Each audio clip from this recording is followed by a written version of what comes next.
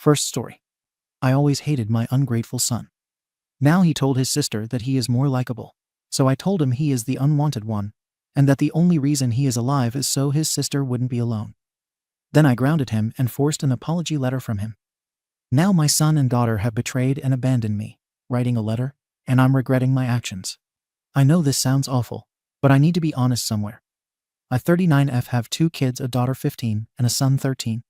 I'm married to their father, and we've been together for nearly 2 decades.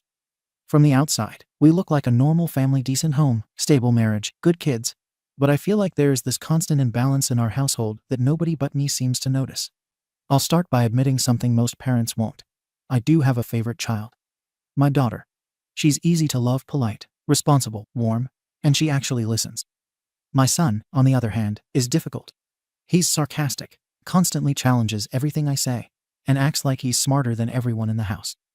People always say mothers shouldn't pick favorites, but when one child constantly argues and disrespects you, and the other brings peace, how are you supposed to feel the same about both? When my husband and I had our first child, I honestly wanted 2 girls. I grew up with a sister, and we were inseparable. I imagined the same for my daughter, someone to share clothes with, giggle late at night, and do makeup together. When I found out my second pregnancy was a boy, I was disappointed. I told myself it didn't matter, but deep down I knew the connection wouldn't come as naturally. And I was right. From the beginning, he was his father's child. Even as a toddler, he'd cry for his dad when I tried to hold him. As he grew, it became more obvious. He'd spend hours playing games or watching sports with his father, while my daughter would sit in the kitchen helping me cook or talk about her day. Our bond came easily. His didn't. I used to tell myself it would change as he grew older, but it only got harder. My son has always been the kind of kid who has to win. Win arguments, win attention, win the last word. He'll twist anything I say into a joke, or worse, a challenge. Like when I tell him to do chores, he'll respond with, "Why doesn't she have to?" Or, "You're only saying that because she's your favorite." He says it like a joke, but I know he means it. A few months ago, there was this incident that still sticks with me. My daughter had helped me prepare dinner while my husband was working late. She set the table, helped me serve, and cleaned up afterwards without me asking. My son came down, saw her helping, and started making comments calling her teacher's pet and mom's little robot. I told him to knock it off, and he rolled his eyes and said, "Guess I should have been born a girl. Then I'd get away with everything too." I lost my patience that night and told him if he wanted to be treated like an adult, he needed to start acting like one. He stomped off, and we didn't talk the rest of the evening. My husband later told me to pick my battles, but I'm so tired of tiptoeing around him while he disrespects everyone else. The fighting between the kids has also been escalating lately. My daughter tries to avoid him, but he always finds ways to start something, mocking her music, her clothes, and her friends. It's not harmless teasing either. It's mean-spirited. He'll say things like, "You think you're so pretty, but you're just basic," or, "You only get praised because you're fake nice." I've punished him before grounding, taking away screens, but it never sticks. Then last week, there was a school event where my daughter won an award for her grades and community work. Everyone praised her teachers, family, even my in-laws. She deserved it. She worked hard. My son barely clapped. On the way home, he made a comment about how girls get awards for smiling and pretending to care. My husband told him to stop being rude, but I was fuming. I told him he was being disrespectful and jealous. He said, "You're only mad because you know I'm right." That was the moment I realized how much I resented his attitude. It's exhausting trying to raise a child who sees kindness as weakness. I honestly believe my daughter's temperament reflects how I raised her: respectful, patient, caring. My son, though, he's like a mirror of my husband's worst habits: stubborn, argumentative, always trying to win. Anyway, fast forward to this week. It started as another normal evening. I'd just come home from work, trying to prepare dinner, while the kids were doing homework at the table.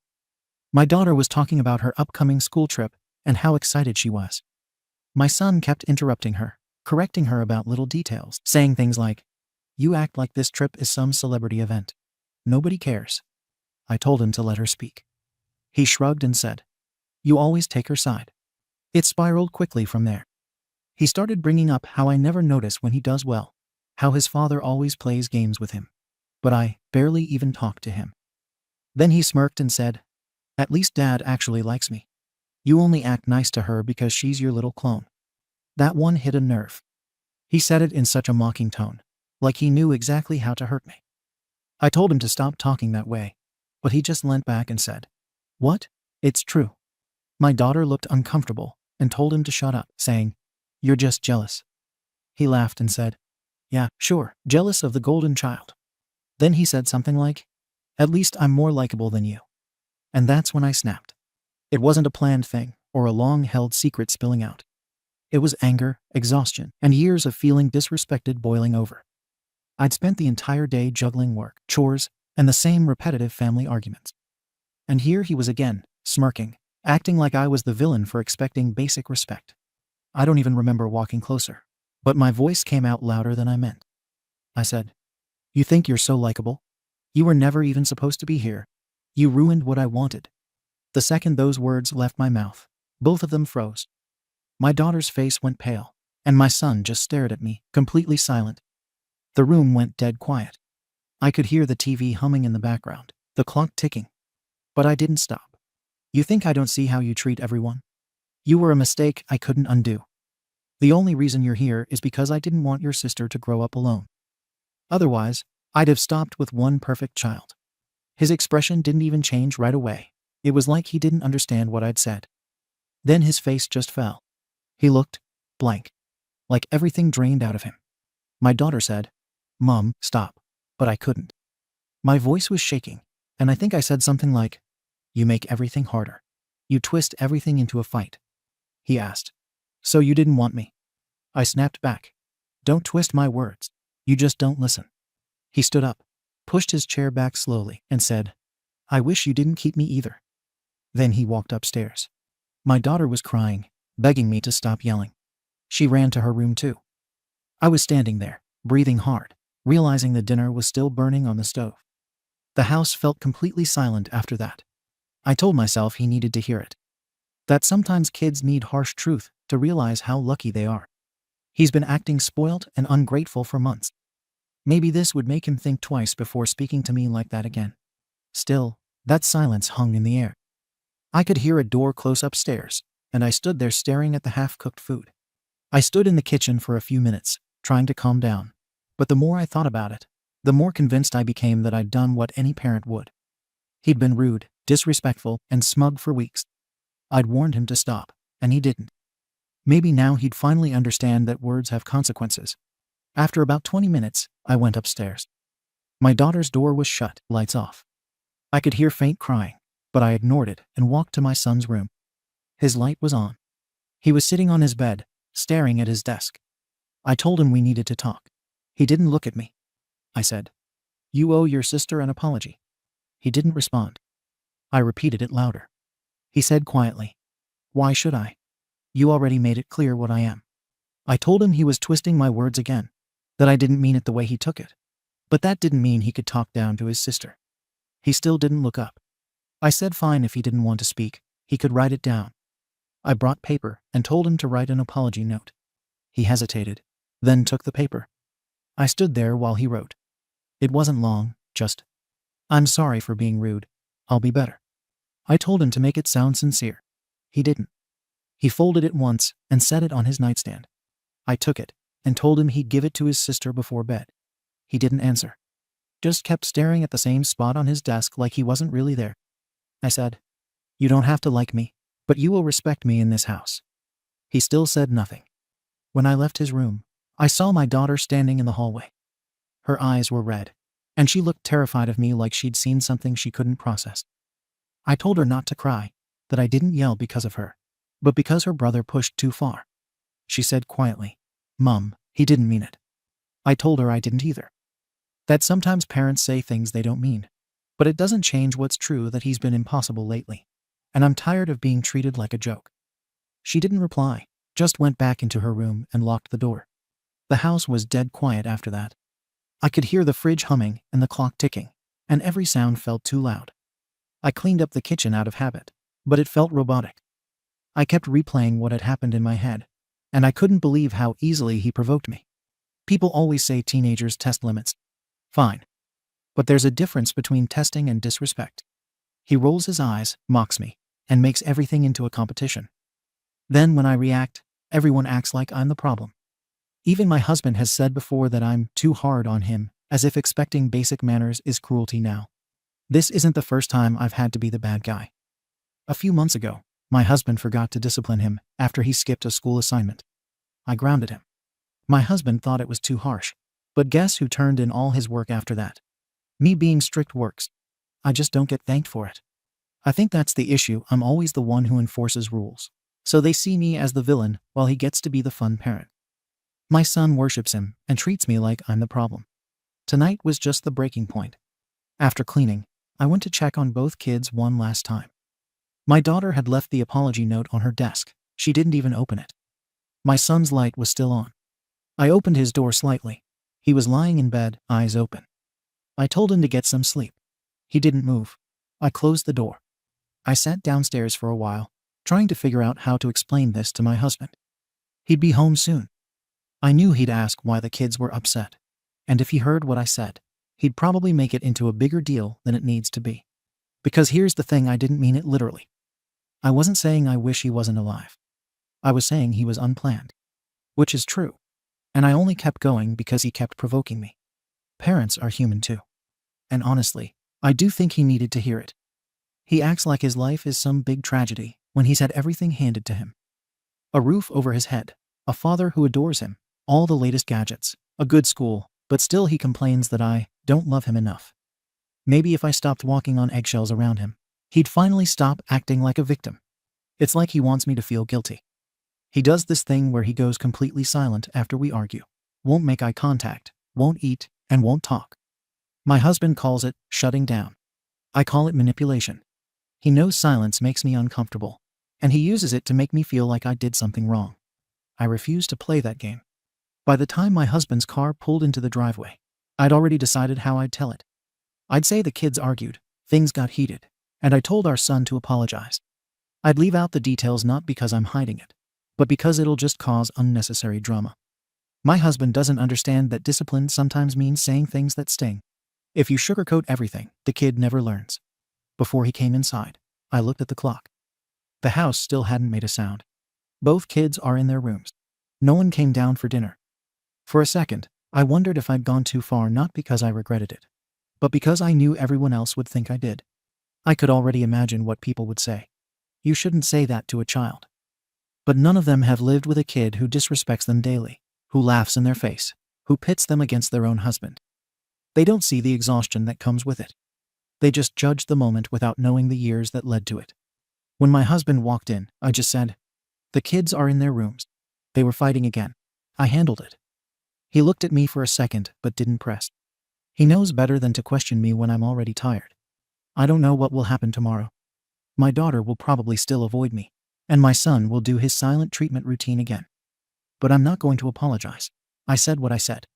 Maybe it was harsh, but it's the truth. He was never easy, never grateful, and I'm done pretending that I don't see the difference between my two kids. I've spent 13 years trying to connect with someone who pushes me away at every turn. At some point, a mother has to stop begging for respect. So yes, I told my son the only reason I kept him was so his sister wouldn't be lonely. Because honestly, that's how it feels sometimes. If she didn't exist, I don't know what would have kept me from walking away years ago. Now both kids are in their rooms. My daughter won't even look at me, and my son hasn't come out since it happened.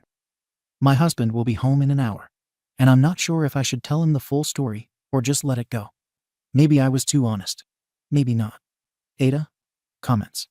Comment 1. I was the kid who got told versions of this. Let me translate what your son heard. You should not exist.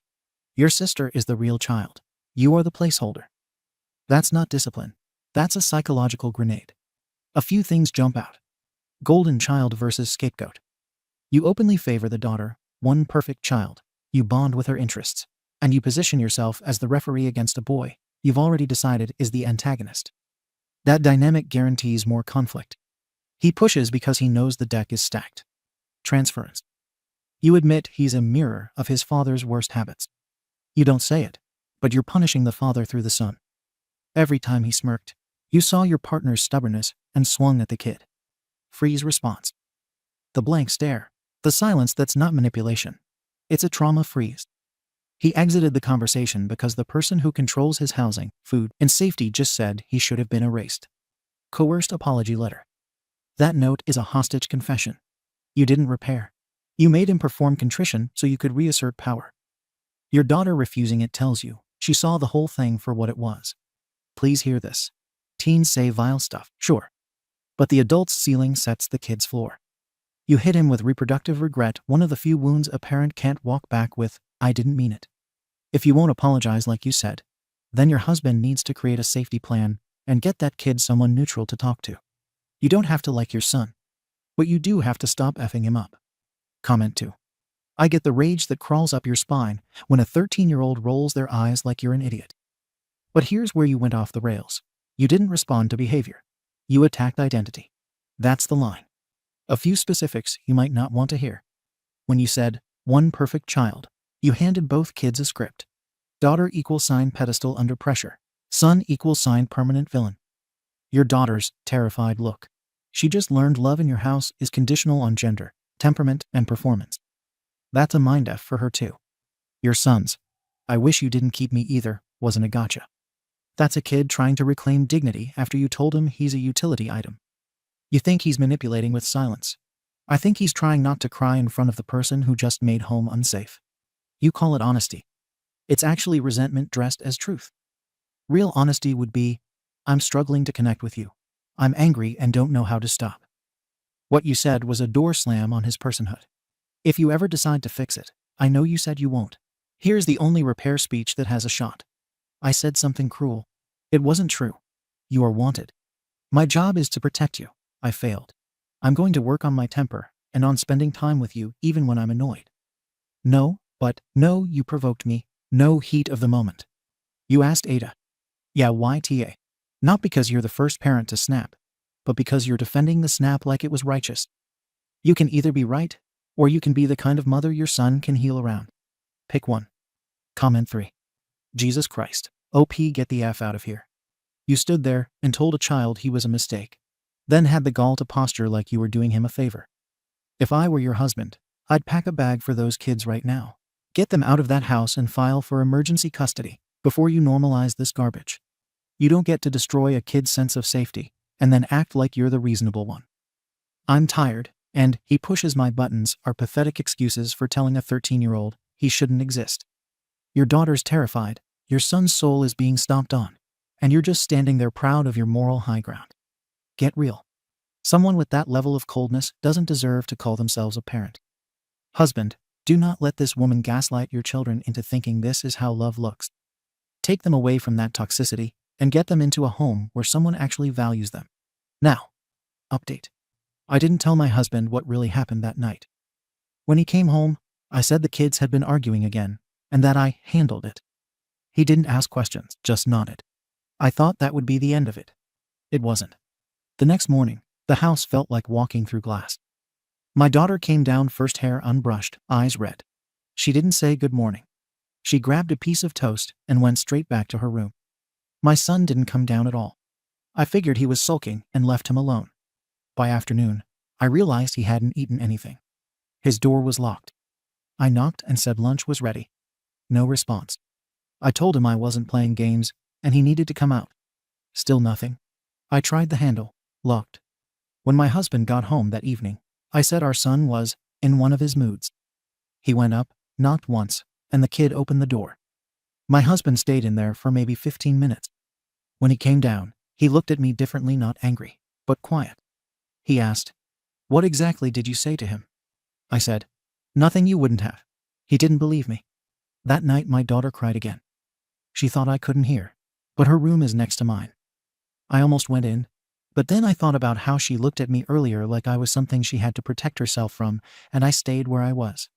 By the third day, things hadn't improved. My husband kept watching me, like he was waiting for me to confess something. My son barely spoke. He'd go to school, come home, and disappear into his room. No sarcasm, no jokes, just silence. It should have been peaceful, but somehow it felt worse. Then the email came from the school counselor. She said my son had been withdrawn, distracted, and unusually quiet, and she wanted to schedule a meeting to discuss if something was happening at home. My husband read it before I did. He confronted me again. said the counselor had called because our son told her there'd been a big fight. I said all families fight. He asked if I said something cruel. I told him to stop believing kids' versions of things. He didn't yell, but his voice changed low, flat. He said, "You're hiding something." I didn't respond. That night, he slept on the couch. My daughter has stopped trying to talk to either of us. She eats in her room now. When I knock, she says she's fine. When I tried to make her watch TV with me, she said she had homework.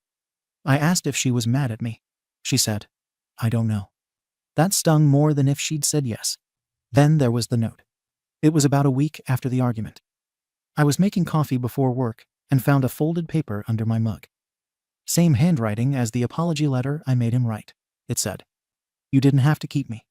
I tore it up and threw it away before my husband saw it.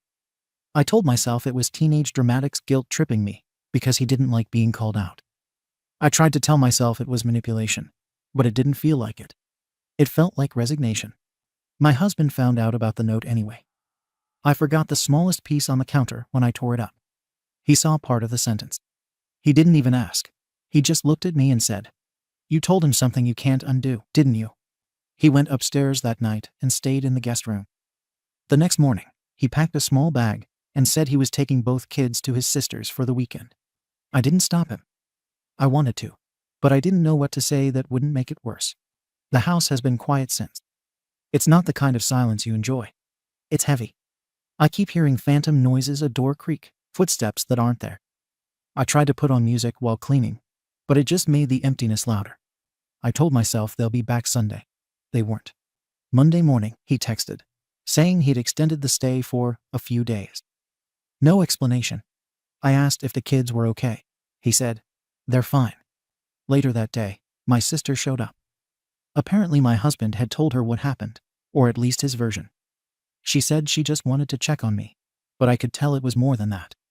She asked point blank if I'd really told my son I didn't want him. I said I told him he wasn't planned, which is true. She said, "That's not the same thing, and you know it." I told her to leave.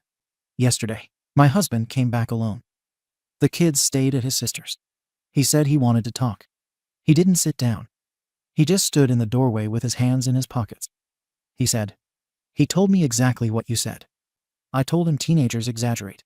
He said, "He quoted you word for word." He said, "You've been trying to justify this for over a week. Do you even understand what you did?" I told him yes, I lost my temper. Parents do that. He said this wasn't temper. It was cruelty. He asked if I'd ever considered how my words would sit in his head for the rest of his life. I didn't answer. He said, "You shouldn't be around them right now." That one hit differently. So now I'm here, alone in the house. The kids haven't texted. My husband sends short updates. They're okay. They're at school. They're with their aunt. Nothing more. I haven't told anyone else. The neighbors asked why the kids haven't been around.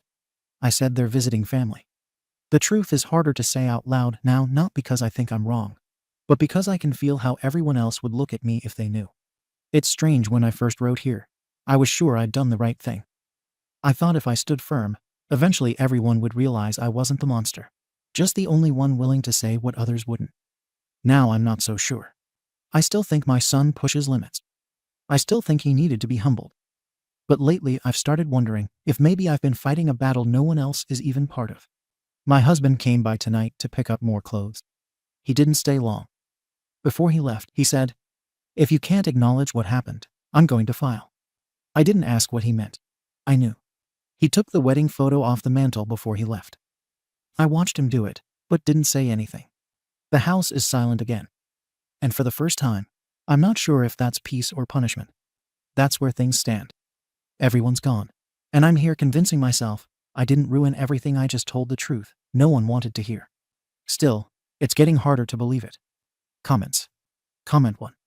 I'm a mom who has yelled, slammed a few doors, and eaten my share of crow, and even I'm floored by the stubbornness here. Your husband isn't soft. He's the only adult in the house who recognized a 5-alarm fire.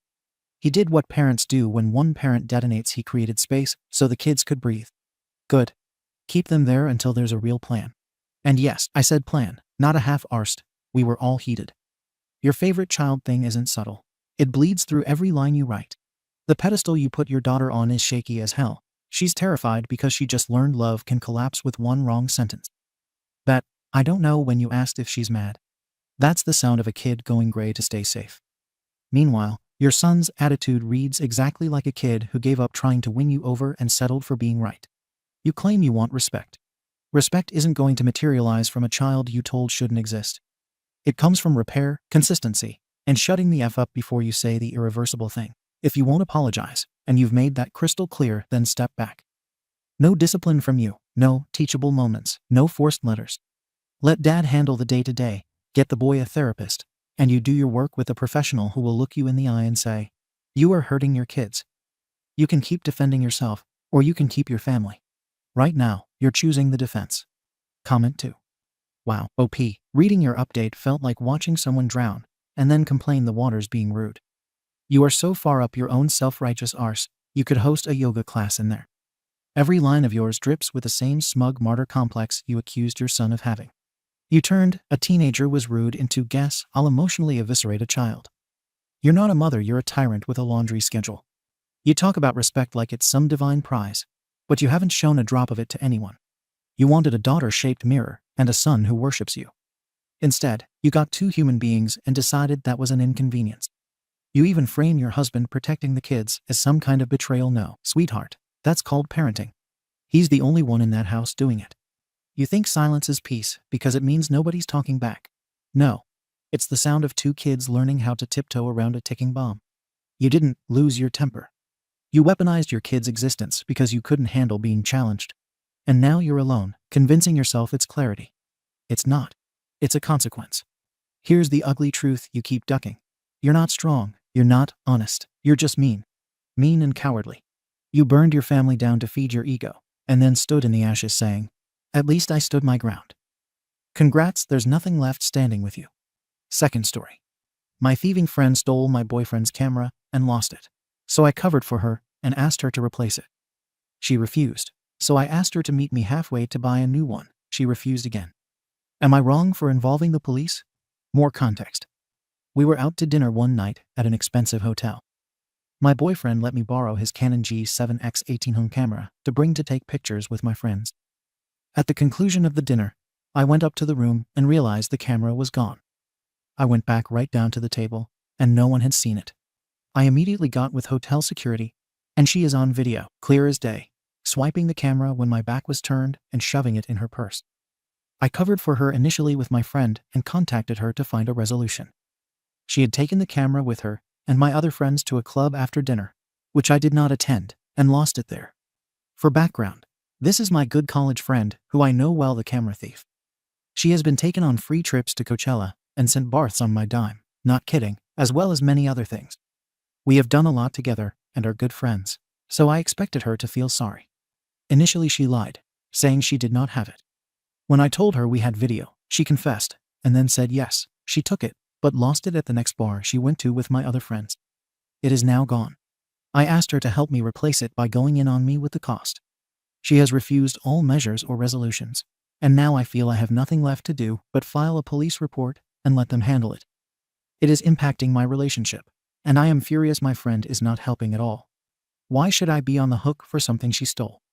I have given her 3 weeks to help me resolve this, but she insists she is going to do nothing. I am being pressed by my boyfriend to either replace the camera or help him file a report with her info and the footage.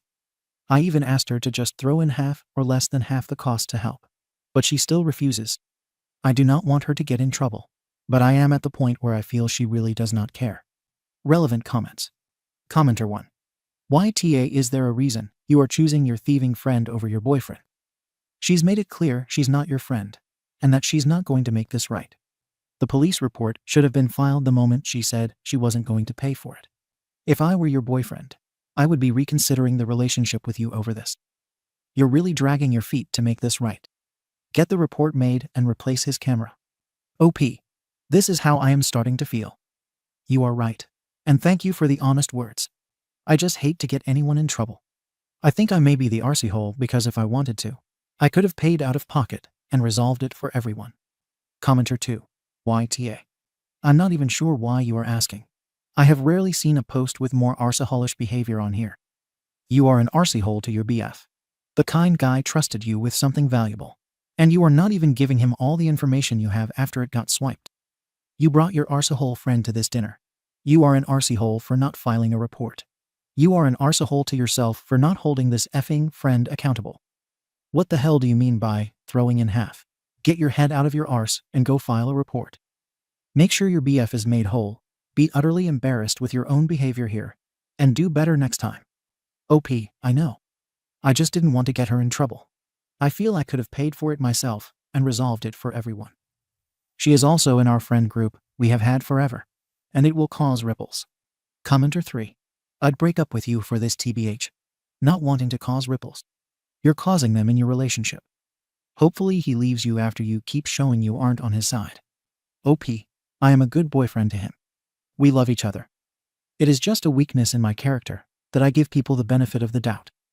Clearly something I need to work on. I just really try to give people the benefit of the doubt, especially those I am close with. OP clarifies on the location of the security cameras after realizing his BF's camera was missing once OP went up to his room.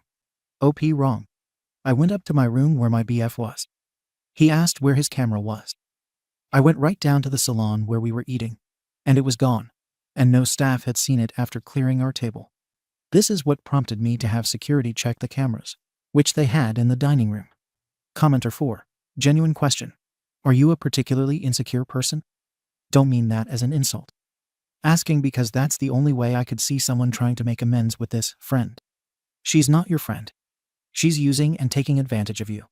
And it sounds like she's been doing so for a long time. There are better people out there. You need to start respecting and treating yourself better. Otherwise, your willingness to go out on a limb for the wrong people will jeopardize your relationships with the right people. I'm sure you can see how this can quickly turn into a self-destructive cycle. Report her to the police and cut her out of your life. And if you aren't already, I'd talk to a therapist to better understand why you feel so compelled to protect this relationship. Soft YT to yourself and your boyfriend. OP, I agree with you. And this is an issue I do have. You are right here. I am a people pleaser at my own expense. Additional information from OP after reading comments. OP, I feel guilty because I gave her time to fix it, and she made me look like an idiot. I also feel guilty because I know if I could swing it right now, I would have replaced it myself.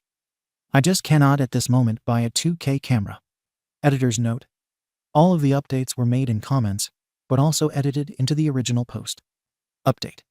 I sent her a text this am telling her if I do not receive the full cost of the camera or shipping confirmation of a new camera from an approved vendor to a provided address by the end of day Friday, we will be filing a report with the police Saturday m. I felt like an arsehole typing this out to her, but I have to do it. Comments. Commenter 1.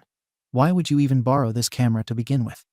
A G7X is a glorified point-and-shoot camera. At the cost of $1,800. Why wouldn't you just use your cell phone?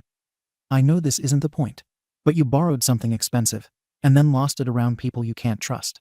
And it wasn't something you even needed to use. OP, yes, you are right. In my defense, I borrowed it from the hotel room we were in to meet them at the hotel restaurant. I never intended to leave property with it. Boyfriend stayed in the room upstairs when I went to meet friends, thinking of taking a few pics on it and bringing it back upstairs when done. Commenter 2. Wow, your update makes you even more of an ah. Just go to the police station and file a report. You are going to keep giving her a line to hang you with.